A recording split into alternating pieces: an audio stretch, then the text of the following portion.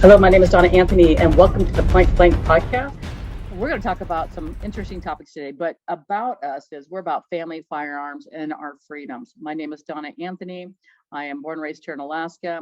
My background is law enforcement, and I own the Point Blank Firearms and Self-Defense Training here in Alaska. I also travel nationally as a guest speaker. We're going to talk about some topics throughout the U.S. right now. What we're seeing is crime has increased in the lower 48, and we're seeing crime increasing here in Alaska. If we look at New York, we're seeing women in the middle of the daytime being attacked and raped during the daytime. So this might be a good topic for women to listen to. What is our equalizer against evil out there? So with the increase of crime, I think the best thing for women would be probably firearms training, of course, right? I'm about firearms training. For firearms training, women need to learn the fundamentals and the basics and the fundamentals of combat mindset. We need to learn what the gun laws are too. You can't just have a gun and not know what the laws are. We want to be law-abiding citizens. And you got to remember, evil exists, and you have the right to protect yourself and your family. So today I have a guest speaker. My guest speaker is going to be Jenn Graham. She is from Alaska. Jenn, can you tell me a little bit about your history, and then we'll get into your story. Are you from Alaska, or how'd you come up to Alaska? Well, I was born in Texas, and my mom moved us up here when I was 12 years old. I spent my very early teenage years here, but I did travel back and forth to Texas. I got married really young and moved to Germany actually for 8 years. And so I've kind of traveled the world, and I came back to spend time with my mom and be in Alaska. Yeah. So first of all, I want to say thank you for coming on to the show, because we're really going to get into some pretty tough topics, and you've agreed to share this with other women to help hopefully empower other women with your story. So can you tell me about, you were married and what happened before we get into this? Right. Yeah. I was married, and we were in a bad car accident, and I made it, and he passed away. It was very unforeseen and just an absolute shock to us. I was injured and was in a wheelchair for a couple of years. And now I'm walking again with lots of training, but I definitely had some physical limitations. And from when I talked to you during this accident, it was a drunk driver that just hit you guys, and you didn't even know your husband had passed because were you in a coma for a while? Is that correct? Well, they say that I cut my carotid artery, and so I was bleeding out, and so I wasn't in a coma, but it also broke my back, and all my spinal fluid leaked out, and so they had to keep me in a body cast 10 months and completely still, because when you lose your spinal fluid, your brain kind of sinks down into your spinal column, and so you can't have any stimulus to your brain. So they kept me kind of drugged for 10 months in a body cast. Since I've met you, you've done a phenomenal job of recovery, and you're very active in your community. I think you're a role model, so thank you for being on the show again. So let's talk about, after your husband passed, were you living alone? I was outside of Alaska physically training for 10 months in Seattle, and then 2.5 years in Colorado. And then when I came back here, I stayed with a family member for a few months just to kind of get used to my bearings. And then I moved right back into my house and lived completely alone. So you're living alone. And then what year did things start changing, as we're about to get into the story? What year was this? So I came back here in 2014, and in 2019 is when this happened. Okay. So you're living alone, and let's just go ahead and share with the ladies what happened. I mean, give them your story. And you never were into firearms before this, correct? No, in fact, my husband, he deployed often, and he asked me if I felt comfortable killing someone. He said, you never pull a gun on someone unless you're willing to take their life. And are you comfortable? And I said, I don't think I am, which I hear a lot of women say they're not sure that they could do that. And so he told me that I could not have a gun, because you have to be willing to equalize the threat fully. And he did not want me to, not react in the moment with a gun. So I had pointed a gun 2 times at a tree, never know if I hit it. And that was my extent with firearms. So it was quite a task to learn how to shoot well under a lot of stress. Okay. So let's talk about what happened to you and then how it just changed your life again after losing your husband. Well, it's interesting. I lived a very quiet life because of my physical abilities. I made sure to come home before dark. I didn't go places on the weekend. I reinforced my house with fencing, lights, cameras. And then I started kind of getting into the political circle. And that's basically what happened. I was on the phone with a friend. We were doing some political things together, and I had a driveway beeper, and it was going off consistently rather than just 1 or 2 pieces of a leaf or a moose. And so I pulled up my cameras, and there was a man trying to break into my reinforced fence. And I can speak through my camera, and I said, "You have the wrong house." And he answered me back and said, "No, I don't," which was chilling. Chilling. And And sorry. I was just going to say, because you did send me the video, and we'll try to add that into this podcast, but Yeah, how tall is this fence? it's 10 feet. Okay. So he's a very tall guy. Yeah. So you very get this tall. chilling experience, and then what happens? Well, so I was on the phone with, and she happened to be a police dispatcher, and she said, "You need to call the police right now." And so I did, and police were on their way. But my neighbor, he had been there about 10 minutes, and my neighbor noticed that he was doing that, and everyone on my street know that I'm a widow. And so he ran over with a shotgun, and the person took off on foot. And right then, police come around the corner and see a guy standing with a shotgun, and they swiftly put him on his face. Oh, poor nice neighbor, right? Right. But he understood. He completely understood. And I said, "He's going that way." That's not the bad man. The bad man left. But he did leave his vehicle. And when they got into the vehicle, he had his jail paperwork. He'd only been out of jail 3 days. Wow. And the car had been taken by force from a local grocery store from an elderly woman. I did not know that. Okay. Yeah. Wow. Yeah. Okay. So, So when they saw the paperwork, did it say what he was in jail for? oh yes, they knew exactly who he was. I kept saying, "I don't know him. I have no idea who he is. And is he after my house, or is he after me?" And they said, "Ma'am, unfortunately, he's a very bad guy, and he's after you. He's not after anything in the house." And they really didn't tell me the extent of his crimes, but they did tell me that he was very bad, and to make sure to lock my doors and take safety precautions. So how did it change your life after that? What did you end up doing? Well, so the first week I was completely on the ball, paid attention to my surroundings. The second week, I felt like, "Oh, he's gone. It's not a big deal." The third week, I had almost basically forgotten about him, the experience, and that it was just a weird coincidence that some guy was trying to get to my fence. And I was actually proud of the fact that my fence kept him out. And so my guard completely dropped. Until it was on and by the way, when he was breaking into my fence, it was broad daylight. So it wasn't after hours, it was about 4:45 p.m. And you have cameras too, correct? I have cameras. I have 8 cameras in the front yard that record and zoom, and I can talk through. Okay. The fence is completely reinforced, so it's not just a basic fence. I have floodlights that go off. So and you have a lot of stuff here. With that, did you feel like you were secure? You've got all the security that this couldn't happen?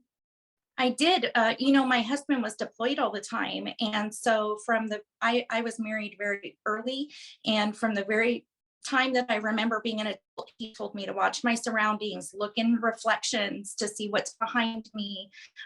We always had fences. We always had cameras. We always had floodlights.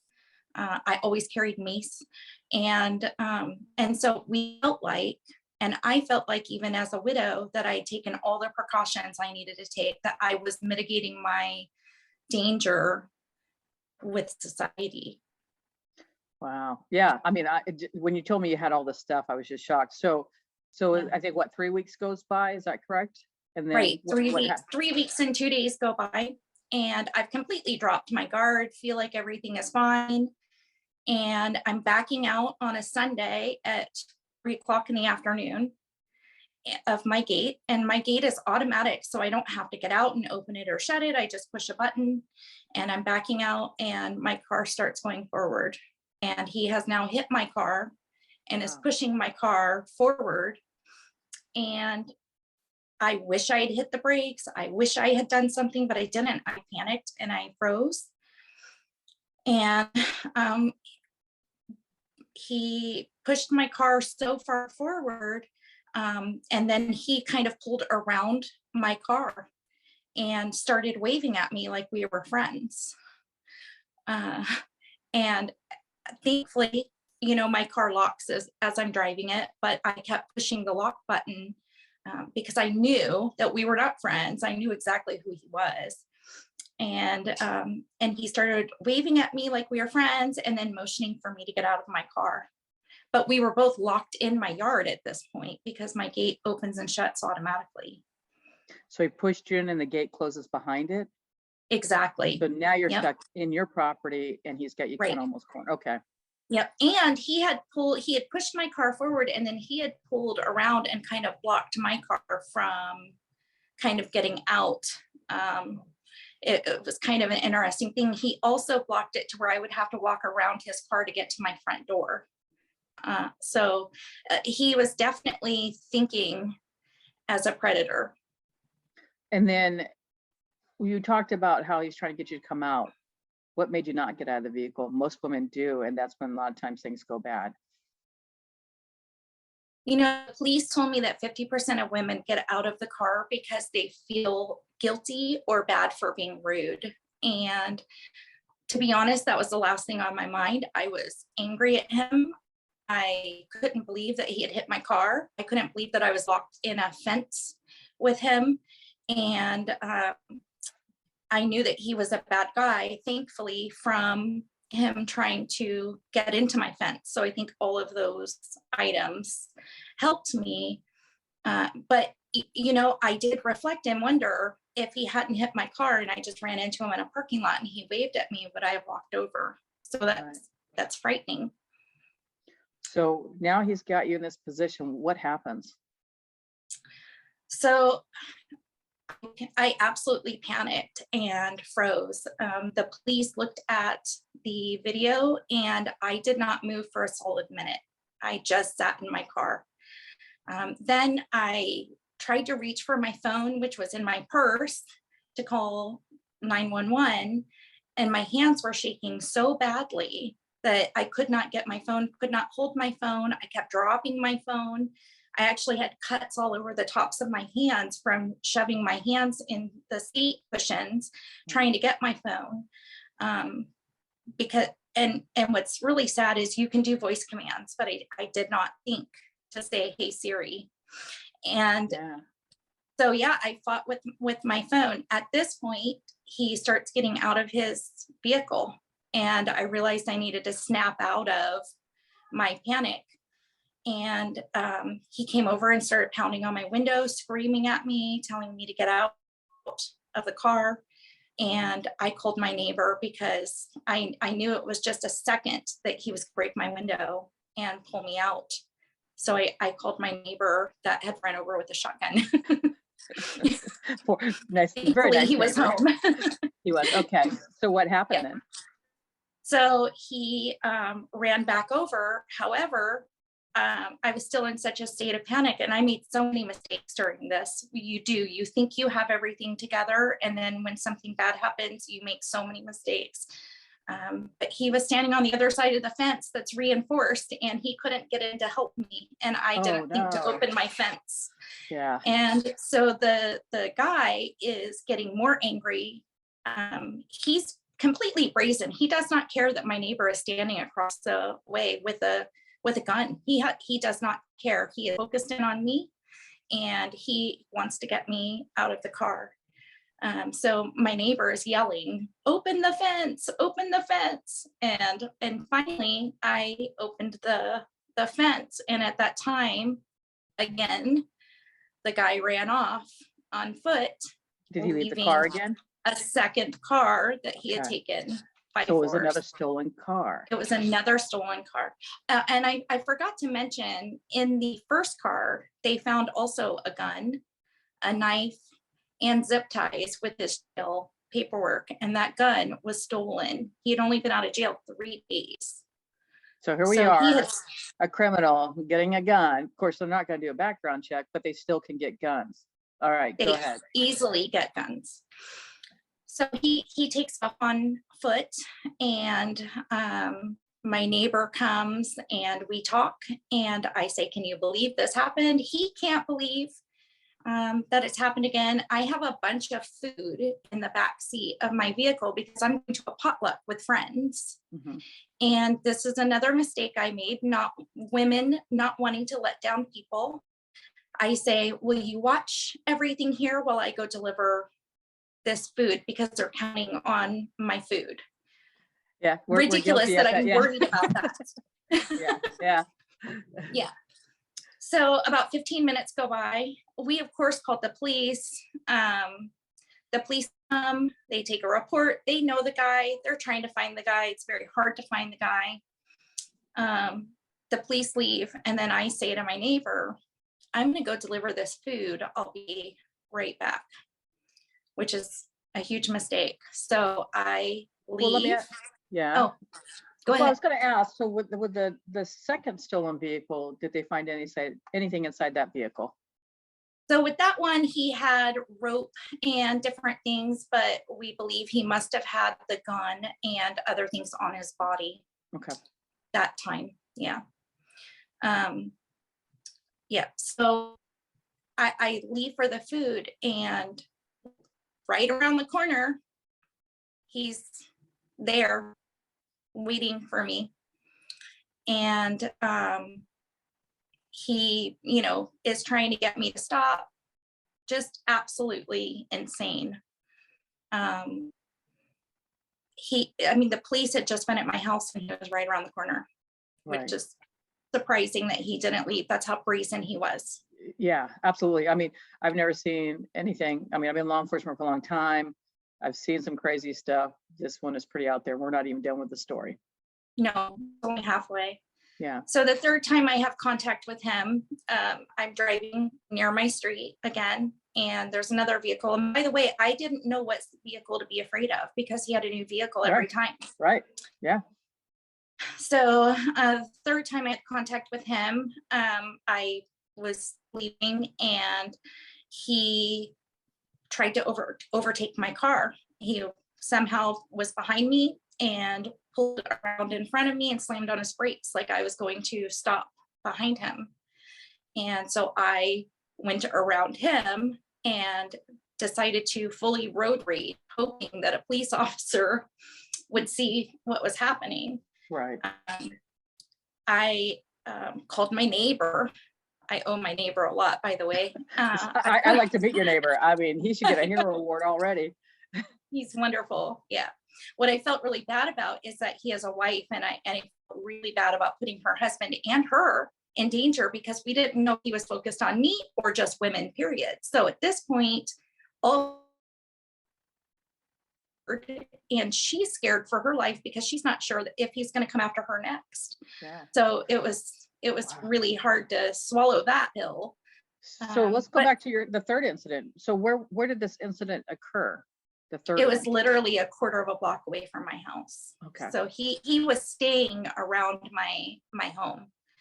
I was leaving and he fully road raged on me, trying to overtake me. I mean, it was incredible. I ended up having to run through a red light, go around a corner.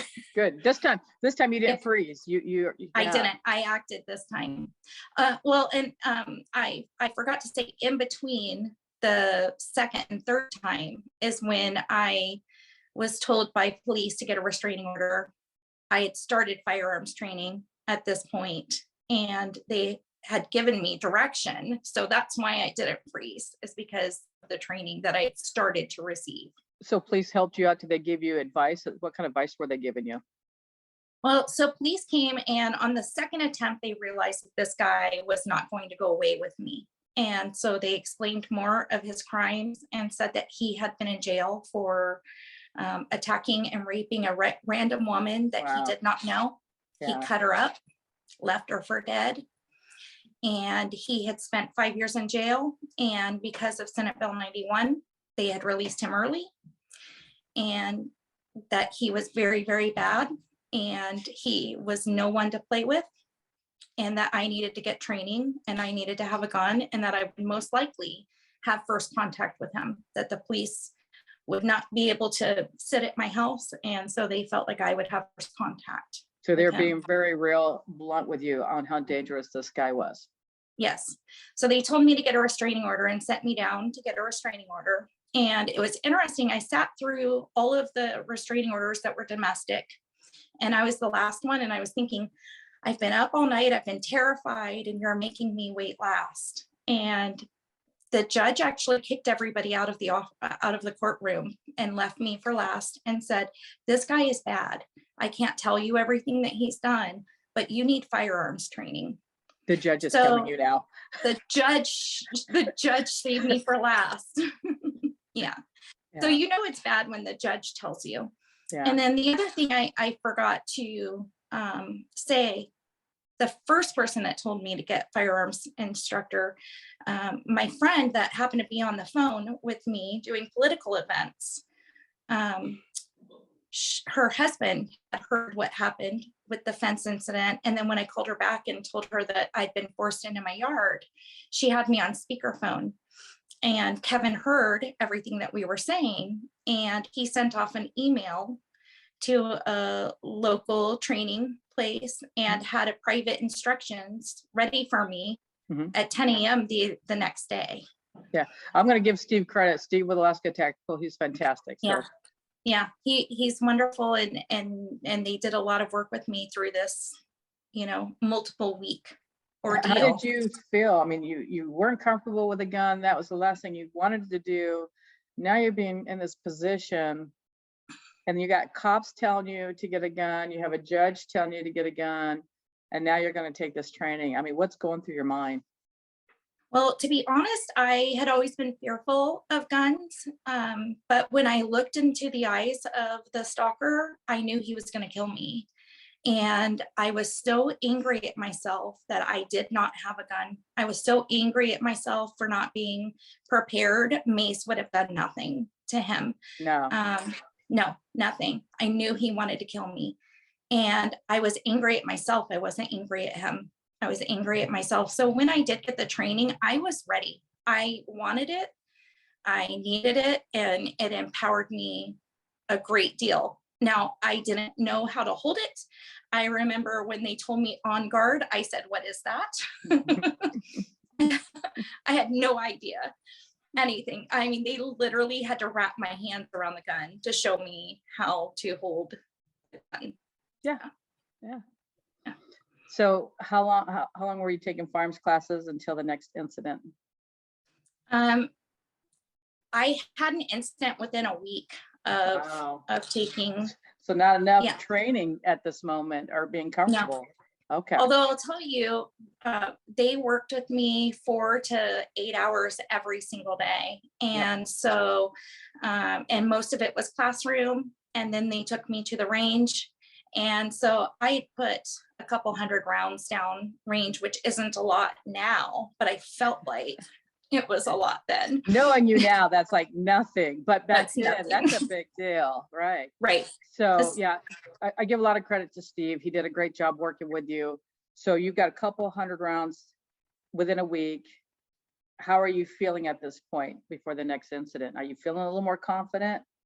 I am. And I think that that's why I didn't freeze the next time.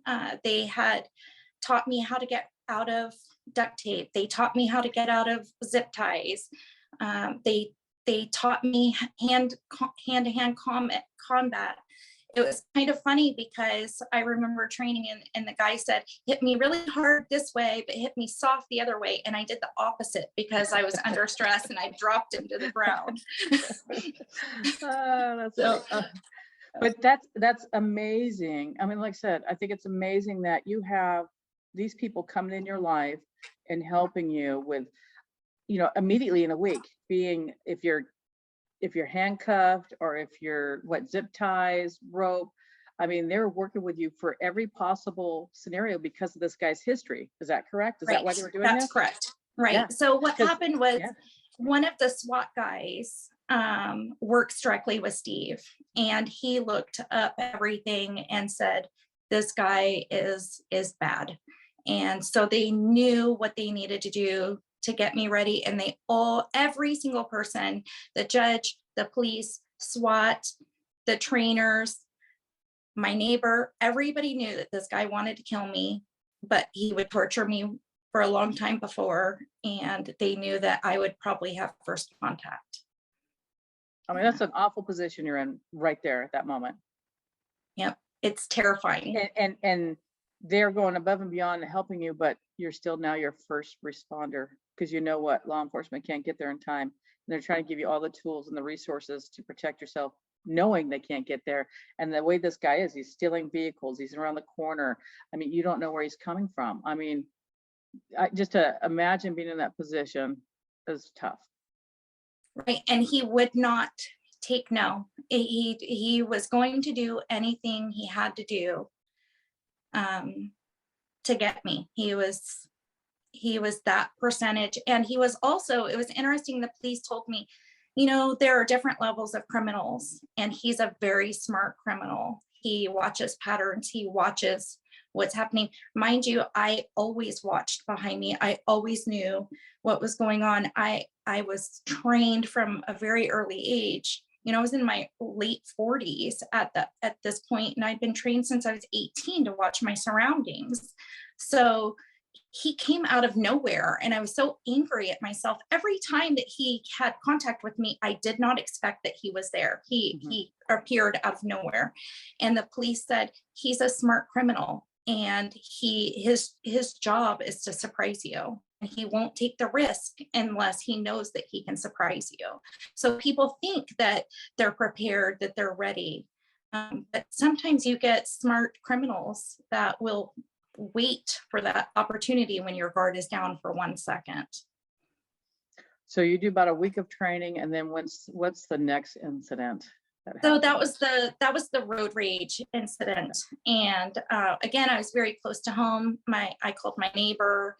He had already helped me twice. He said, come home. At that point, I called the police to let them know that this is happening. I drive back around, and I had to go through a stop sign, a red light, another stop sign. We're road raging. He's overtaking my car. I'm taking his car. He's slamming on brakes. I'm accelerating. This is crazy. This is aggressive. Yeah, this is very aggressive. And is this daytime? It is middle of the day. It's probably about noon. Yeah. Every single incident was during the day, which is surprising. Yep. So I drive back. My neighbor now is standing in the middle of the road, fully armed with a gun slung over his chest, a couple pistols on each hip. I mean, he's ready to go at this point. He's not messing around now. Right. And I think surely he's not going to follow me to my neighbor. And he did. He was so brazen that he did. And so I whip into my driveway and get into the gate. And this time I had learned not to pull completely forward, but to stop right as the gate is shutting so that he couldn't pull in behind me as the gate was closing. So now you're thinking And ahead and pre-planning. right. Yep. And they had asked me about my surroundings and given suggestions, park diagonally because my driveway was very wide, park diagonally, right at the edge of the fence so that you can stop somebody from coming in behind you, or at least back up or go forward, but have movement, because he had completely blocked my car the previous time. Right. Yeah. So my neighbor, of course, has his gun slung, but he grabs his gun at this point, and then the stalker takes off in his vehicle. So that was the third time. So did the stalker see your neighbor with the guns out, and then he continued? Oh, he did that. Yeah, he drove right up to him. They could have touched each other through the window. Yeah. And this is a different vehicle. Do we know if that was stolen as well? It was stolen. Okay. So now we're on third stolen vehicle. Third stolen vehicle. SB 91. Great. Yeah. Then the police called me and they said, hey, we had a contact with your stalker. We were trying to stop him. We found him in the community, and it was again afternoon, so the kids were just getting out of school, and he started driving up on the sidewalk where the kids were walking home from school. And so they had to call off that pursuit because it was too dangerous to the community to continue trying to stop him. He was being that erratic that the police had to pull off. Wow. Yeah. So the next time is when he was caught. So I had a gun on me at this point 24/7. I slept with my gun. I listened for every single sound. My house was alarmed, consistently, which is really important. I tell women, I'm not sure why people have alarms if they don't arm it. The second I come in, I arm my house to stay. The second that the door shuts, every single time, even though this is over, I still arm my house. So there's no reason to have an alarm without arming it. But at this point, the police, it had been going on so many weeks that the police couldn't really hang out at my house or watch my house. They had other work that had to be done. And they knew that the stalker was smart. He would wait for a shift to change. He would wait for his opening. And I had become kind of friends with police at this point. Gotten to know them when they were kind of around my house. I would feed them or let them use the bathroom and say, please come in. So I'd become friends with them. And one of the officers getting off of his shift decided to swing by my house and just see what was happening as he was going home, which was completely opposite direction from where he lived. So he went out of his way to drive by my house, and he saw a little shimmer in the woods. And he thought, that's odd. And when he went to go check it out, it was piping, the reflective strip of piping on this guy's coat. And he was sleeping inside my fence. Wow. In the woods. Yep.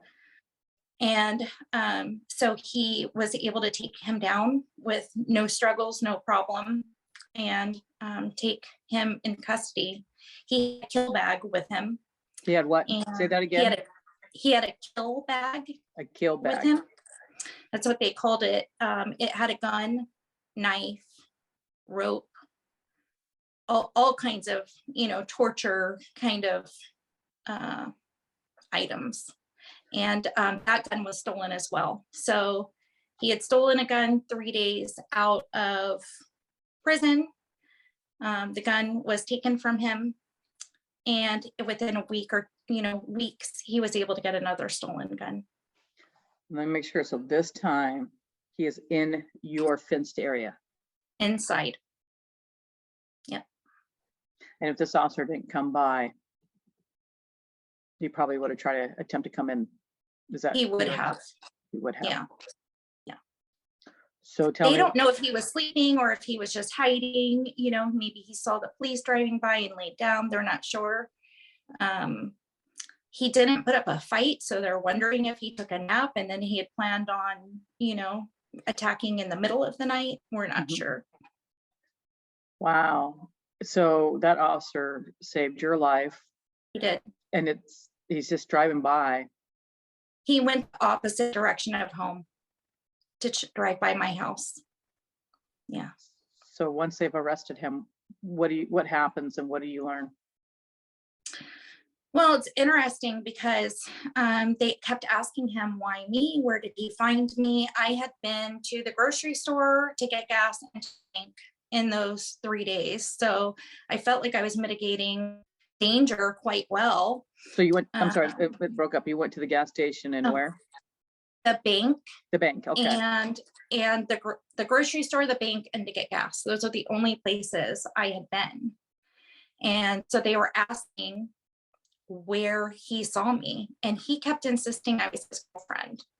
He didn't know my name, my phone number, my birth date. He knew nothing about me, but he insisted I was his girlfriend. So it's just crazy. So what happens?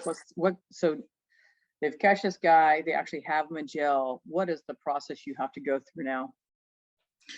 Well, of course they were interviewing me after every single incident. I spoke with the DA.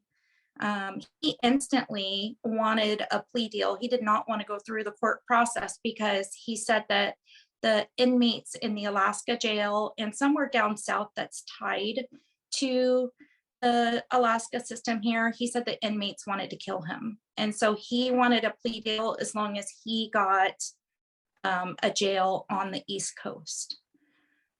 So we knew instantly that he wanted to plead, but he was offering ridiculous time. He wanted 7 years. He wanted 3 years. And I insisted, 7 years feels like a long time, but it's a blip. I mean, it's just a very small point in time.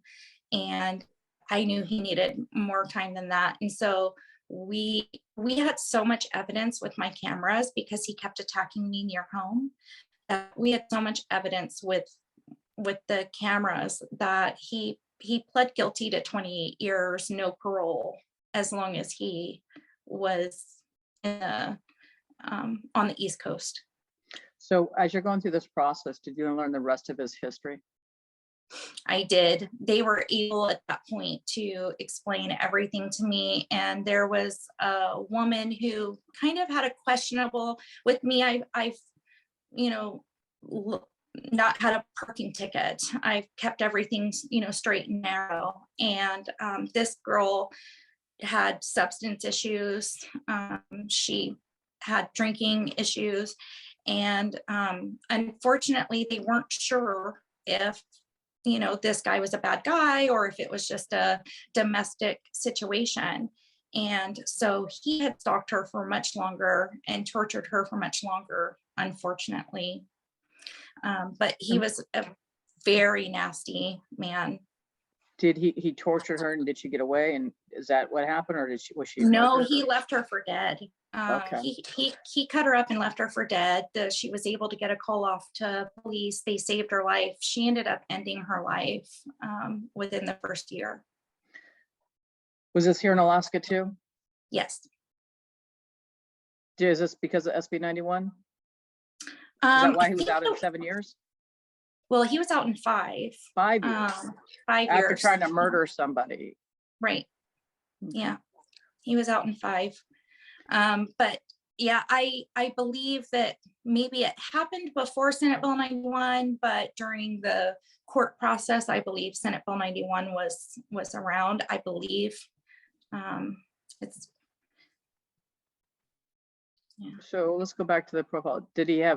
Was there any other history that they talked about, or just this incident and now you were going to be the second victim? Yeah, they didn't tell me anything previous except for this other girl. However, he wasn't that old. He was in his early 30s. So he didn't have a long profile, but they say that some people rape or, hurt women, that this guy really, his end goal was to kill women, not just hurt or damage, but his end goal was murder. So you would have been a serial killer eventually. Yeah, absolutely. So he goes to jail. Is he still in jail? He's not in jail. He actually was killed in jail. I don't know all the details around that. When he was in jail, they signed me up for notifications if he was moved or anything happened, and they notified me that he was no longer living. And the only thing I can think of is that the inmates, kind of found out what he did and how he was.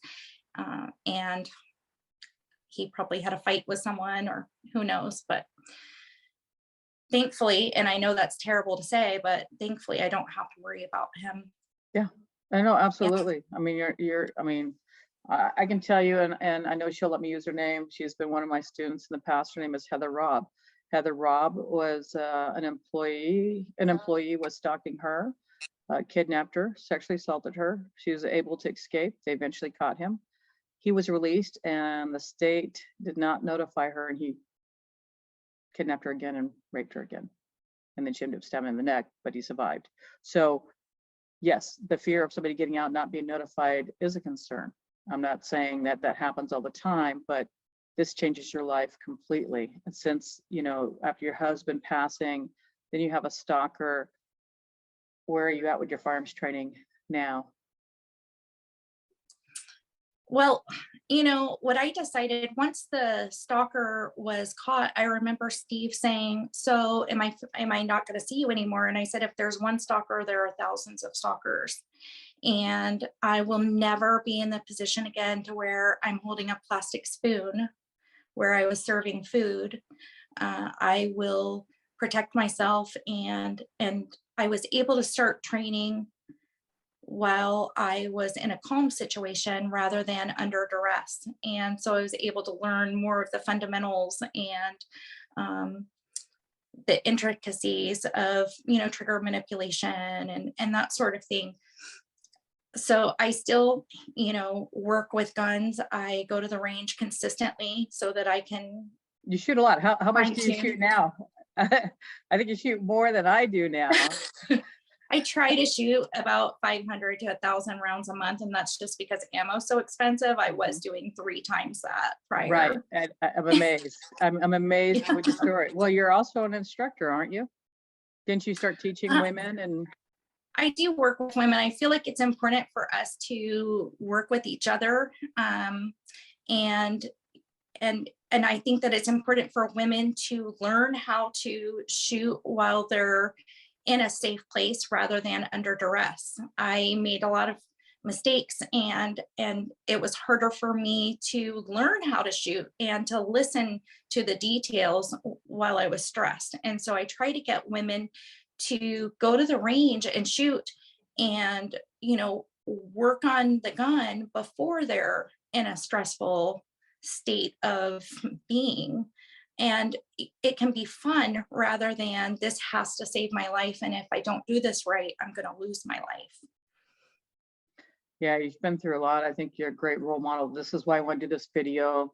And I wanted to share it with, the Armed Women of America, Gun and a Girl, and the DC Project. I think your story is an impact for women to listen, hopefully empower women, and not just go to the range and shoot a target, just a couple rounds and say, I'm good and I'm an expert now. You've been shooting for a long time. Do you feel like you're an expert? Not at all. I feel like I'm just learning, and I learn every single day. I think it's really important.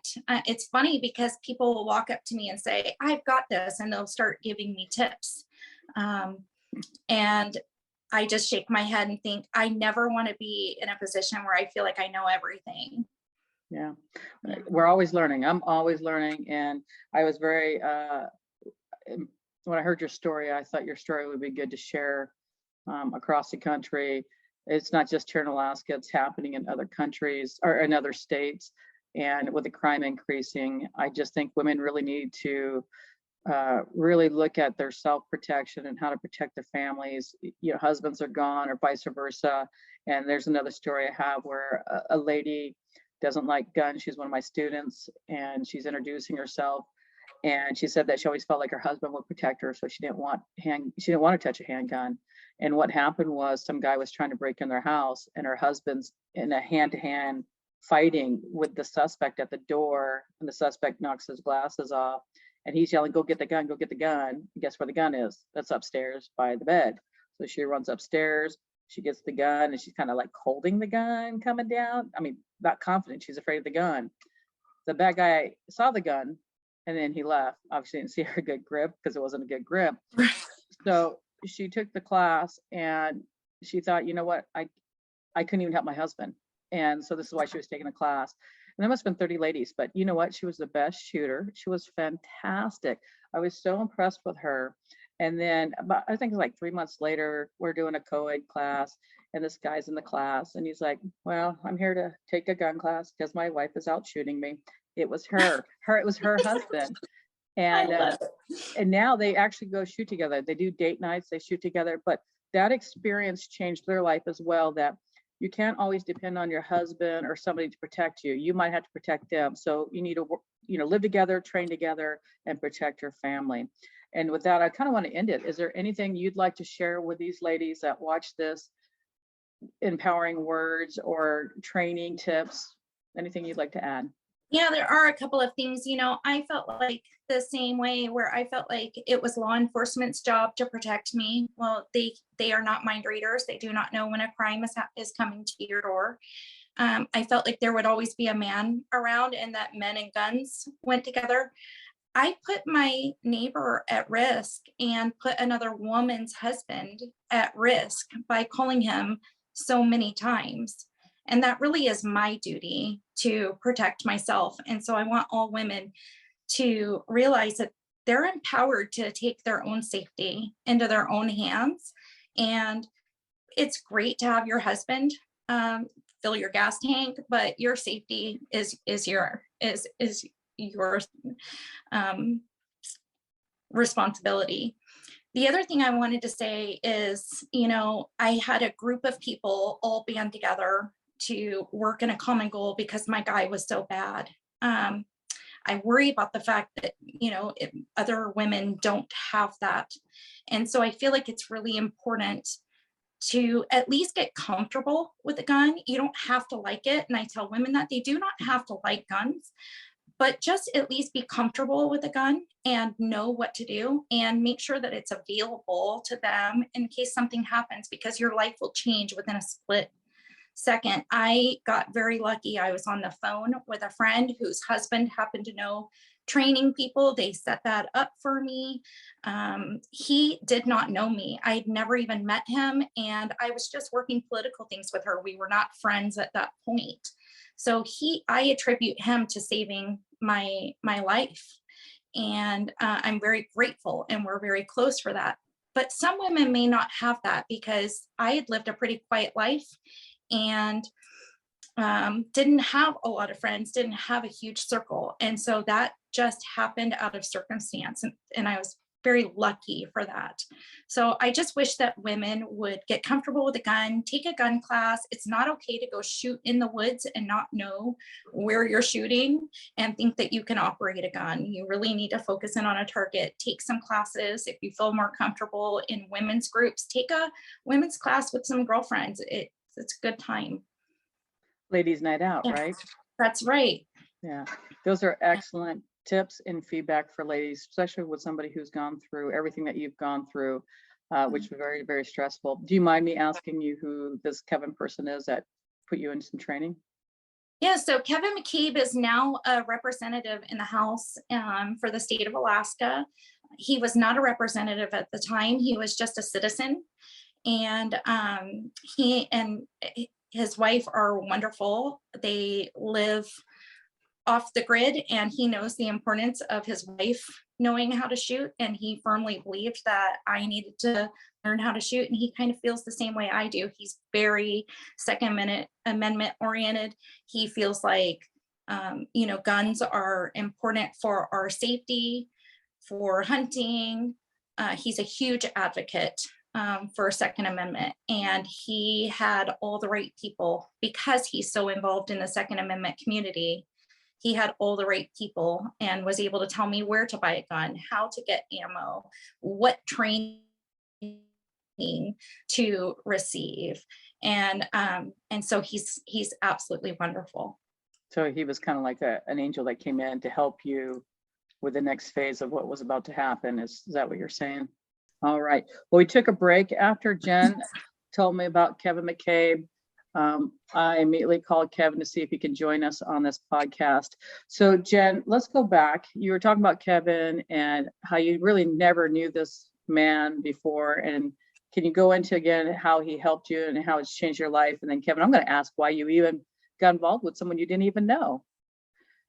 Yeah, it's interesting. I had just met his wife. I offered to help with a political function and be an Anchorage person. When she and I were talking on the phone, it wasn't even so much as friends as we were just working together on politics. And thankfully, while he was trying to break into my fence, I just happened to be on the phone call with Lynn, who was an APD dispatcher, and her husband, who is very plugged into Second Amendment activities. So we weren't even friends at this point.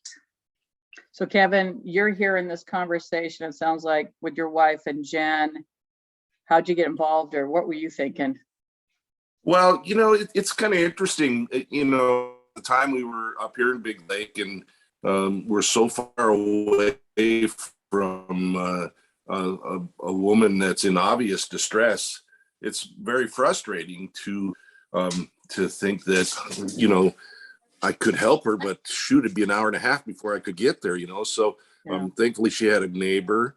And then you start thinking, well, shoot, Lynn and I were talking, and of course Jenn was on the phone, and you realize, well, this lady lives alone, and what a better candidate for some defensive handgun training or a way to protect yourself.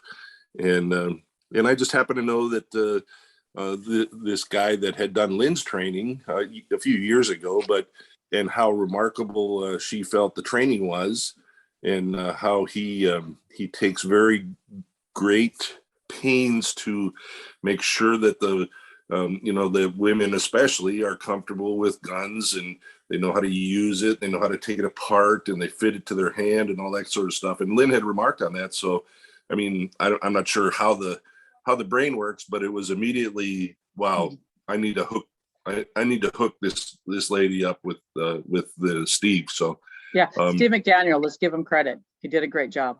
Right. And very, and thankfully Jenn was receptive to that. And I think that we have, I hate to say we've created a monster. I think we've created a great instructor and a great advocate for the Second Amendment and for women's defensive training. And, nobody should have to feel like Jenn was obviously feeling that day, frightened and alone. And, now what do I do? And he's outside my car. And, the whole thing was just, it's scary to me. And so it wouldn't matter if I didn't even know her, if she dialed my number by random, I think I would have reacted the same way, and that's, frankly, that's what the limitations on the Second Amendment are all about, is making sure that we have the right to defend ourselves from that sort of thing. That guy probably didn't even have a gun at that time. And still he could have done real serious things to Jenn. So I don't know. Yeah. I'm with you. I'm with you. I think Jenn shoots more ammo than we do. And I'm a firearms instructor. I'm in law enforcement. And, after this incident, when I heard how much she was shooting, I'm like, man, where do you get the ammo at? I want to be your friend. But, just talking about the experience she's encountered, the fact that so many good Samaritans came out to help her. It sounds like here's an off-duty officer on his way home, but went up around out of his way to go check and drive by her house. And if it wasn't for him, who knows what would have happened. Then you have this Good Samaritan neighbor, which I would love to talk to. I think he's a hero just as well. I mean, like you said, he put his life at risk a couple of times, and he's got his wife in the house as well. And here you are alone. And then you meet Kevin, who's like, you need some firearms classes, and hooked up with Steve McDaniel with Alaska Tactical. I'm going to give him credit because you know what? That's what we're here for. We're here to empower women, empower even men. We have a lot of men who've never touched handguns now, and they're actually victims in situations. So why do you think gun rights are so important? And especially now, you're now in politics. What do you do in politics now, sir? So I'm the state representative for District 8, which is the Big Lake area, Meadow Lakes and Point McKenzie. And my new district is District 30, and I'm running again for representation, or for a representative in that new district. So it's a House of Representatives. There's 40 of us in the House, 60 of us in the legislature, and we're a little bit more than evenly split on the Second Amendment. Frankly, I don't believe the Second Amendment is about hunting. I think the Second Amendment at its core is about protecting us, or allowing us to protect ourselves from a tyrannical government. But it also says Congress shall make no law infringing on the rights. So if the state or Congress had made a law infringing on our ability to own a handgun, or Jenn's ability to own a handgun, none of this would have happened. And what I really am thankful for is two separate branches, three if you include me now that I'm in the as a representative, but told her that she needed to go see Steve.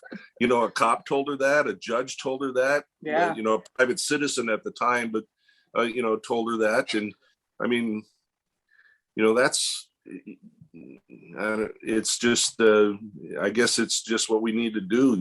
It's frustrating that society is like that, but I think humans have been like that since we've been around, so we have to be able to protect ourselves, and especially the women that don't have the protection surrounding them need that ability. So when this occurred with Jenn, one thing during the interview, this suspect who was released because of SB 91 in a short amount of time after trying to torture a female and almost leave her for dead, and he's back out at 7 years. During the interview with Jenn, it sounds like we've got maybe 2 to 3 stolen vehicles, 2 stolen guns. What's your thoughts? You're one of the legislators, and I know you can't do it by yourself, but what can we do for our state here, and then how do we protect women? And we see crime increasing throughout the United States and even here in Alaska. Well, my good friend Roger Holland said it best. He said, I'm continually amazed at the speed at which we do absolutely nothing. And legislation like this takes slowly incremental, slowly incremental. Even repealing SB 91 was done in steps, and it's still not completely gone. There's still some pieces of it that are still there.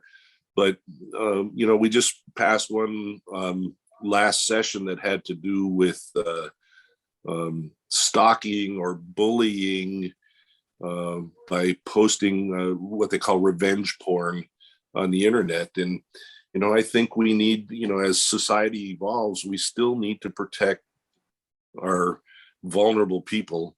And this is how we're going to do it, just one little step at a time. So I'm extremely appreciative there's that Violence Against Women Act. And I'm appreciative for my colleagues going forward with that. And certainly one of the biggest things we need to do is we need to protect the Second Amendment from those that would do away with it at all costs. The Second Amendment is there to protect the first 5 tenets of the First Amendment, frankly.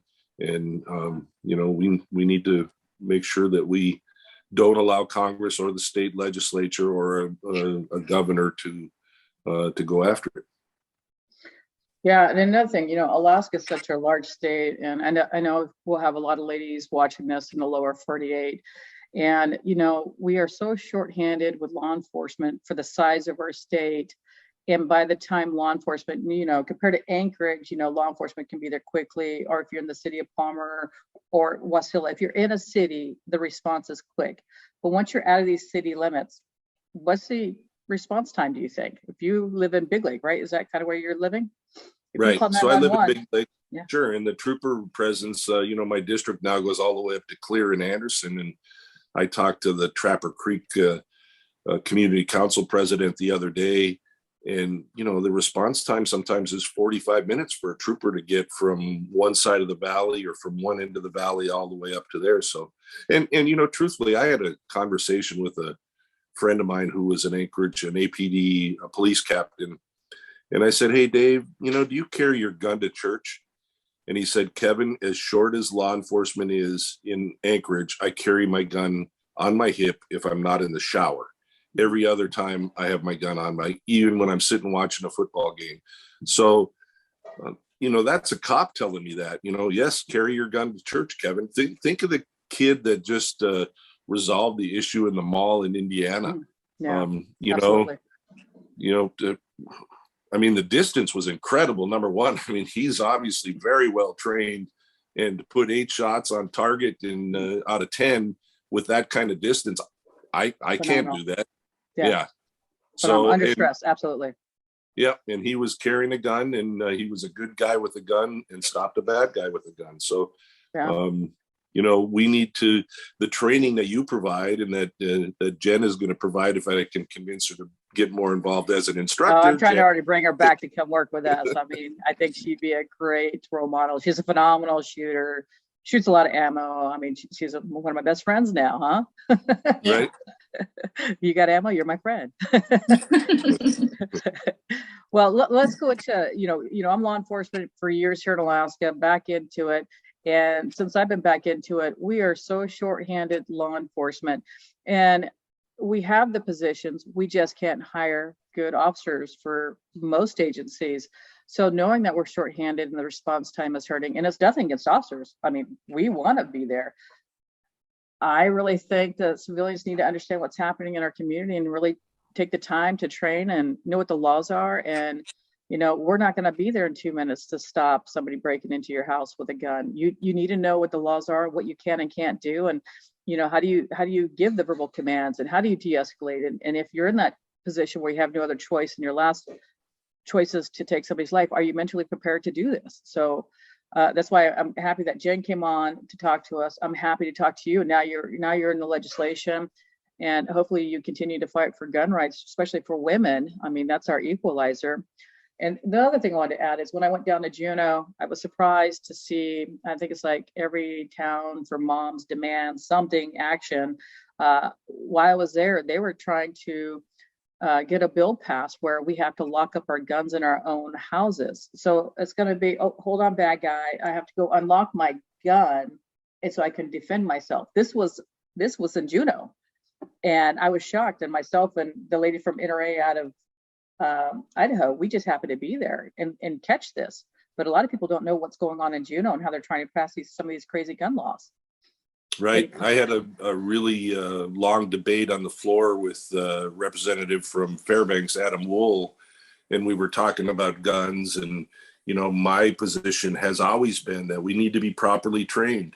We have to be properly trained. I would rather spend the money on training than I would on locking up guns, buying safes and that sort of thing. Because, Lynn and I went to a front site probably 10 years ago, and you don't even get to pull the trigger until you sat through 4 or 5 hours worth of, hey, this is what's going to happen if you have to use your gun. This is what you need to think about. This is, you don't, an armed society is a polite society. They hammered that home. If you are carrying your gun and you swear at somebody and they get angry, who's at fault if it escalates? You're at fault because you started it. So those kinds of considerations, inequality, I'm sure you point blank is exactly like that, but those kinds of considerations are exactly what need to be communicated. To me, that's way more important than locking up your guns. And truthfully, teaching kids too, Eddie Eagle, don't be afraid of the gun. This is a gun. This is how it works. This is what you should do if you see one. It's the kids that seem to have problems with it are the ones where it's a forbidden fruit kind of thing. It's not a forbidden fruit.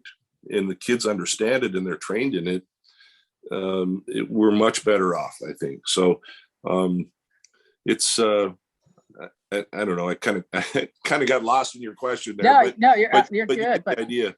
Yeah. But thanks for bringing up front sight. I've been a front sight instructor since 2014. I don't share that too Nice. often, but the one who's mentored me is Brad, and Brad's got several videos and books out, and I've been honored and blessed to be taught by him and hopefully continue the teaching and give to others. But so, are there any bills that we need to be concerned about that might be coming up with our legislation on trying to take our gun rights away? Or well, so all the bills from this current legislative season will die at the end of the year, and then everything will have to be reintroduced. But every year there's a bill that somebody introduces, whether it's background checks, registering ammunition, waiting periods, any of those kinds of things that infringes on your rights, I will fight against, as I have before. The red flag laws, any of that stuff, we need to resolve, and or we need to stop. But one of the things we do need to resolve is I think if you look at all of the they call them mass shootings or active shooters or high school shooters, every one of them has some sort of psychotropic drug involved with it. And, maybe it's big pharma that's pushing all the stuff off on guns and saying, well, it's the gun's fault. Well, maybe not. Maybe it's the pill's fault. Maybe it's the oversubscribing of ADD drugs and that sort of stuff that's creating these issues in our young men, Oh, yeah, let me add to that. So, when I was a deputy sheriff back in 97 to right before Columbine 99, I was a school resource officer. So back in those days, our response was wait for SWAT. And then Columbine happened, first 4 officers. And then now it's the first officer, you must go in and stop the threat. So these officers that are not going in are not doing the proper training. But I wanted to add, when I was going through the school resource officer training, Lieutenant Dave Grossman back in 99, he was one of our guest speakers, and he talked about, and you go buy his books, he's got phenomenal books, but he talks about active shooters. And he was talking about our youth back in 99, that they were getting desensitized because of these violent video games and the type of violent movies we're watching. This was in 99. Look where we're at now. Same thing. If you look at all the active shooters that we're dealing with, most of them, I'm going to say most of them are playing these violent video games, and you have some issues with the drugs.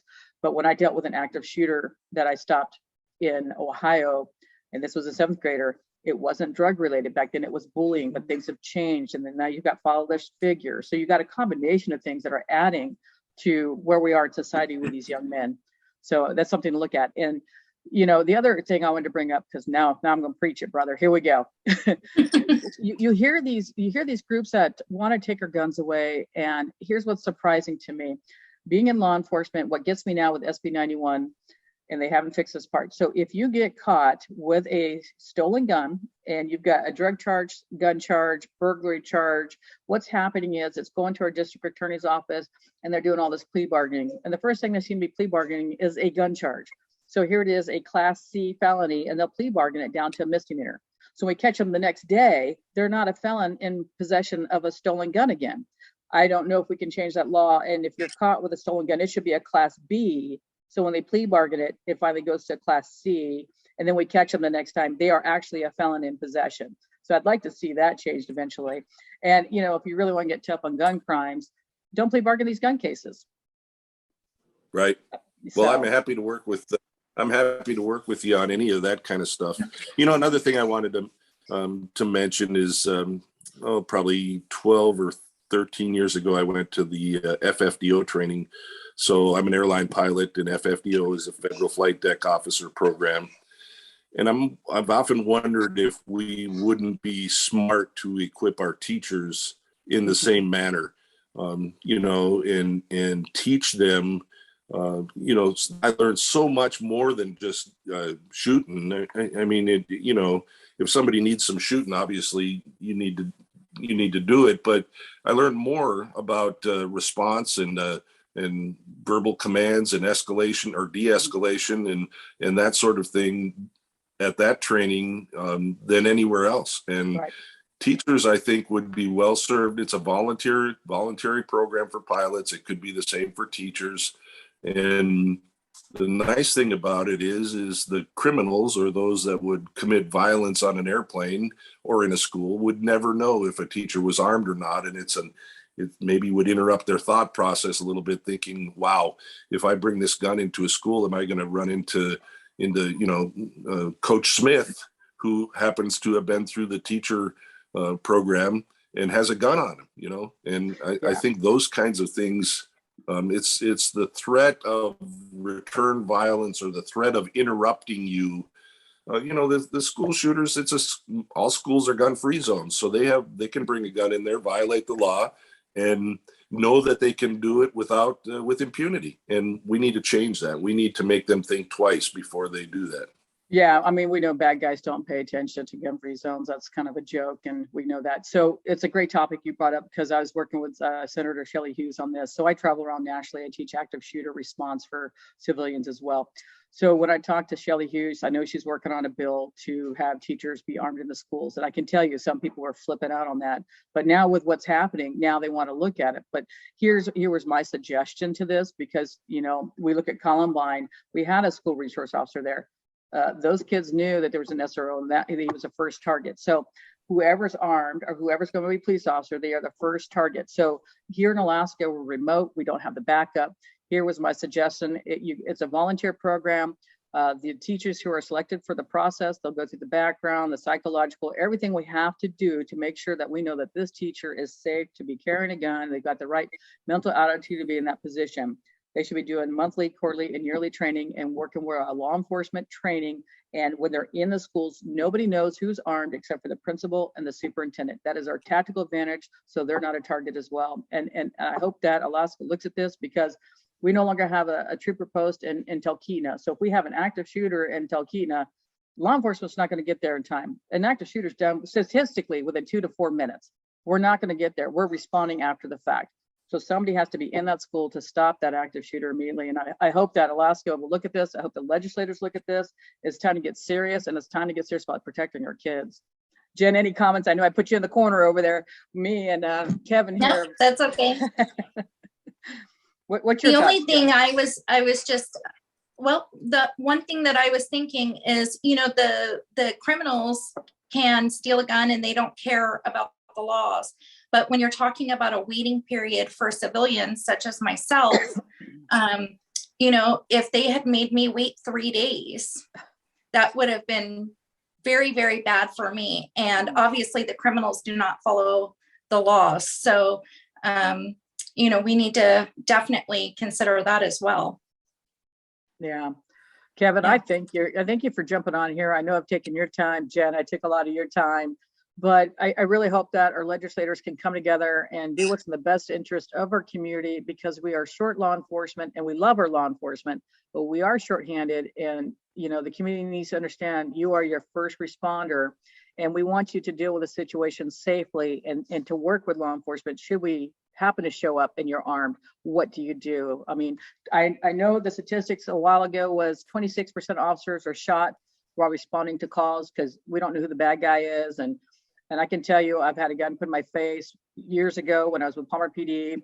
I'm responding to a burglary call. I tell dispatch I'm there, and I go search around the house. Everything's clear. I holster. I tell dispatch I'm going to make contact. Dispatch did not tell that person I was making contact at the door. I knock on the door, and all of a sudden I've got a rifle in my face. I'm just holding my breath and can't move, and I see his finger on the trigger, and all I can say is police. I mean, it was just, these things happen. So we want to train civilians on how to respond and how to protect themselves and how to work with law enforcement when we get there. I think it's education. I think law enforcement needs to work on educating the community a little bit better as well. And I think we need to go back to some more community policing, but that's just me preaching. Sure. All right. I agree. Well, that's one of the things they teach you at front sight. One of the things they teach at front sight is how to deal with it after a shooting, or when there's something and you have your gun out. What do you do when the officer shows up, right? Yeah. Or if you're even carrying a gun and you get stopped by an officer, what do? You turn the light on, you put your hands on the dash, you wait for him to come up, and when he comes up, you say, "Officer, I have a gun on my hip or by my knee, and I'm going to reach for my registration or my wallet now." So he knows, and he's safe, and he feels good. I mean, that's the hello test, right? It's the same thing with it's the same thing with when you have a gun, you have a higher level of responsibility and be trained. I mean, that's where the train comes in. That's where you come in, where Jenn comes in. Yeah. I'm so busy running a police department and rebuilding it right now. But yes, I still have staff members teaching, and I'm actually still traveling. I'll be the guest speaker for USCCA Carry Concealed Expo. It'll be in November 11th at Fort Worth. We'll be there teaching active shooter response for church security. We do the force on force and the shooting simulator, reality-based training. So if you get a chance and go to Fort Worth, we'll be teaching there. I'm also in Florida teaching for Girl in a Gun, the Well-Armed Women, which is now Armed Women of America. And then we're in Mississippi as well, but we're all over. We're still teaching, but I mean, USCCA classes are great, inter-aid classes are great, front sight's great. Get out there and, join these programs. And if you're women out there listening to this, join your women groups. Sometimes it's hard to go into a class and it's all men. You don't want to raise your hand and feel like you're asking a stupid question. There is no stupid question. So join a women's group or take a women's class, all women's class, because it's a lot of fun and you can ask all the dumb questions you want. And next thing you know, you got some new friends, right? That's kind of how it normally works. So with that, I'm going to wrap it up. Jenn, anything you'd like to add from this interview that you would like to share with the people who will be watching this? I just think it's really important to get training before you're under stress. It's really important to understand how to operate a gun. Of course, what to do when law enforcement show up after you've had to, handle that gun. And so just like we do with most things, training is important, and carrying a gun is important, and women need to take their safety into their own hands. Yes, sir. How about you, Kevin? No, I totally agree with Jenn. Training is way more important than locking up a gun or red flag laws or anything else we can do. And training needs to start early. Training needs to start with kids. And I like the idea of a women's only handgun or shooting courses, but I also think that most men out there are more than willing to answer any question from a woman. Even if there is no women's only class in your area, take a class. The guys will help. Yep. We're spring loaded to help, and we want you. Frankly, we want you well trained. Absolutely. And you brought up a good point on youth. When I'm doing gun shows, the number one question we're getting asked now from parents is they want their youth to take gun classes. That is the number one question being asked when we're at these shows. It's amazing. So we're going to start working on putting some youth programs together and hopefully work with some of the after school programs. So I think that's where it starts, grassroots, working with our youth and letting them understand the Constitution, their gun rights, etc. But with that, I want to say thank you, Jenn, for sharing your story. I'm glad that something so horrific that has happened to you has changed your life to be such a role model for women. And I know you volunteered and have taught women for free and just helping them. So thank you. And Kevin, I'm very blessed that you're a legislator, and I'm hopefully that you will continue to fight the battle in Juneau for us. Keep fighting for our Second Amendment rights. We really do appreciate it. And I want to say thank you for helping Jenn. You helped somebody you didn't even know, and you changed her life. So thank you so much. And if you guys have any questions, you can find us on our website. It's Point Blank Firearms and Self-Defense Training, and it's at www.pointblankak.com. Again, that's pointblankakw.com. If you have any questions, you can call us at 907-745-1133. Thank you both very much for this conversation, and hopefully we can help impact other women out there. So thank you. Thanks, Donna.